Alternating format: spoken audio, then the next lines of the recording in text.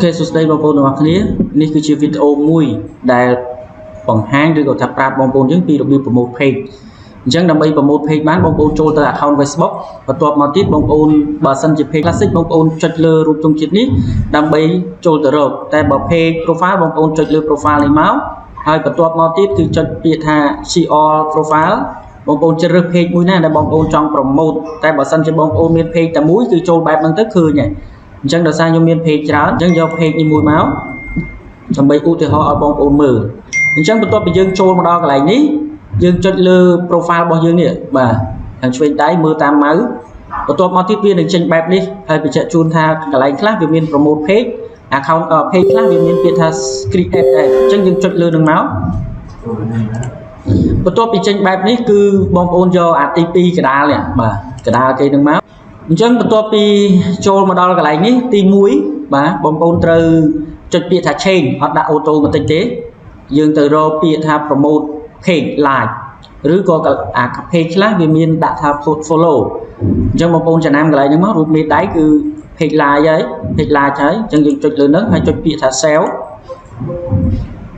បន្ទាប់មកទៀតបងប្អូនត្រូវចំណាំកន្លែងនេះមួយទៀតបើសិនជា page ខ្លះវាជាប់ជាភាសាអង់គ្លេសបងប្អូនត្រូវ change ជាភាសាអង់គ្លេសដាក់អក្សរឲ្យគេងាយចាំឲ្យគេងាយយល់ហើយឲ្យគេមើលហើយគេជួយចុច like page របស់យើងហើយទាក់ទងរូបភាពកន្លែងនេះបើសិនជារូបភាពនឹងបងប្អូនគិតថាវាមិនល្អឬក៏វាចាស់ហើយបងប្អូនអាចចុច edit កន្លែងនេះបានបន្ទាប់មកទៀតបងប្អូនយកពាក្យថាឈូសបាទយកឈូសកន្លែងនេះបងប្អូនមករកពាក្យថា page បាទរកពាក្យថា page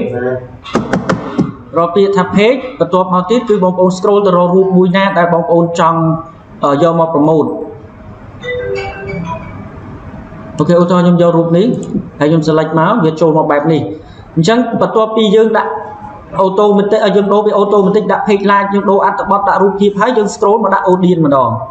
បាទដាក់ audience កន្លែងនេះគឺវាជាប់ auto ហើយតែបើសិនជាករណីបងប្អូនមាន audience ដែលធ្លាប់ sale ហើយបងប្អូនអាចយកបានដូចគ្នាប៉ុន្តែខ្ញុំ recommend ថាយើង promote page យើងយកថ្មីមកយើងចុចគ្រាន់តែចុចខ្មៅដៃនេះមកបាទ edit កន្លែងនេះបងប្អូនមើលវាដាក់ថាភ្នំពេញអញ្ចឹងយើងខ្វែងចោលដាក់ថា Cambodia ហើយ Cambodia បងប្អូនចំណាំណា Cambodia ខាងក្រោមវាដាក់ country ចាំចុចយក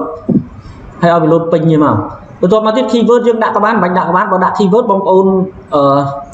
ដាក់ទៅតែបើមិនដាក់មិនបាច់ទេ promote page បាទចាំប៊ូតលុកចាំយើងដាក់អញ្ចឹងបន្ទាប់ពីយើងដាក់ audience ហើយយើង scroll ឡើងទៅលើទៀតកន្លែងនេះថ្ងៃខ្ញុំ recommend ឲ្យបងប្អូនដាក់30ថ្ងៃទៅហើយថ្ងៃណាបងប្អូនចង់បិទចោលទៅហើយការ promote page បងប្អូនដាក់ថ្ងៃ2រៀលក៏បានថ្ងៃ1ដុល្លារក៏បានដែរឬក៏ថ្ងៃ5រៀលក៏បានដែរស្រេចបងប្អូនមានលទ្ធភាព promote ខ្លួនឯងហើយបន្ទាប់មកទៀតគឺយើងដាក់ថ្ងៃដាក់ចំនួនទឹកលុយឲ្យវាកាត់ប្រចាំថ្ងៃហើយយើង add card ចូល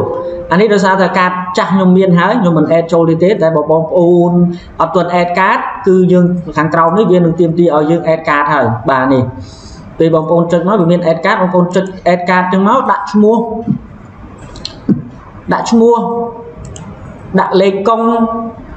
expire អីដូចគ្នាអញ្ចឹងបាទប៉ុន្តែដោយសារខ្ញុំមានហើយខ្ញុំមិន add ទេបងប្អូនចំណាំមកដល់កន្លែង card បងប្អូនចុចសញ្ញាព្រួយហ្នឹងគឺមានកន្លែង add card មួយ